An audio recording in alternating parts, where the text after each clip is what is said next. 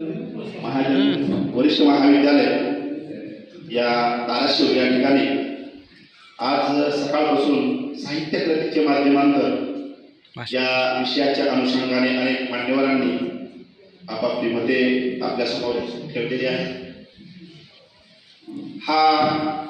या विषयाची कार्यक्रम पत्रिका माझ्याकडे आल्यानंतर मी थोडा काही काळ जल्लावड सरांनी आता उल्लेख केलाच, अत्यंत अवघड अशा पद्धतीचा. जरी आपण साहित्यातील असू, कथा, कविता, कादंबरी, नाटक या विषयावरती पेपर लिहायचा म्हटलं की सहज एखादी साहित्य कृती आपण चालतो आणि ती संकल्पना डोक्यामध्ये ठेवतो आणि सहज तो पेपर संशोधन पूर्णत्वास जातो.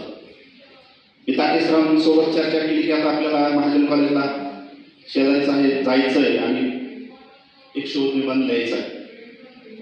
त्यावेळेस त्यांना म्हटलं की आपल्याकडे काही ग्रंथ आहेत का, म्हणजे ते ग्रंथसुद्धा पुरेसे उपलब्ध झाले. म्हणजे भाषांतर या विषयाच्या, साहित्य कृतीचे भाषांतर या विषयाच्या अनुषंगाने नेटवर बरीच माहिती उपलब्ध होईल.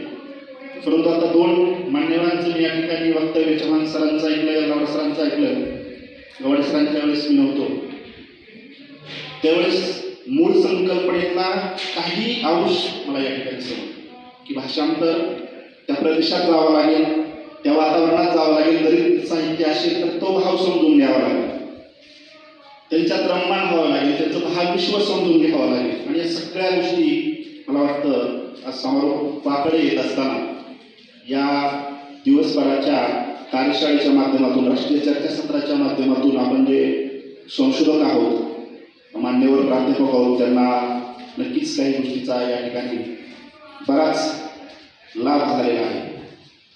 गवाडे सरांनी सुंदर मराठी भाषेतील रोजगाराच्या संधी व्यासपीठावरती एकच विषय होता सध्याच्या काळामध्ये महाराष्ट्रामध्ये की मराठीचं अस्तित्व आहे.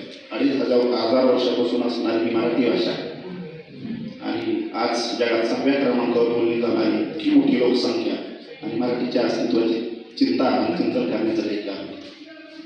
हजारो शब्द आपण मराठीने स्वीकारले आहेत.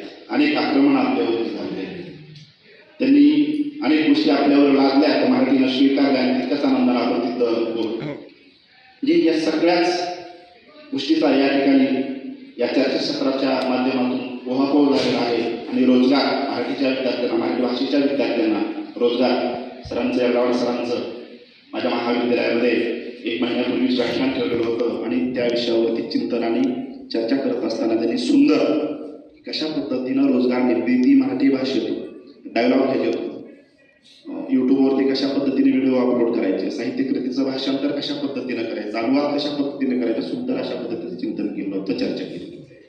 मला वाटतं या ठिकाणचं हे दिवसभराचं चर्चासत्र मला तरी शेवटच्या 2-3 वक्त्यांच्या माध्यमातून ही संकल्पना बरीच समजली नसली तरी बरेच माझ्या जे काही मनामध्ये शंका कुशंका होत्या त्या पूर्णत्वास गेलेल्या आहेत.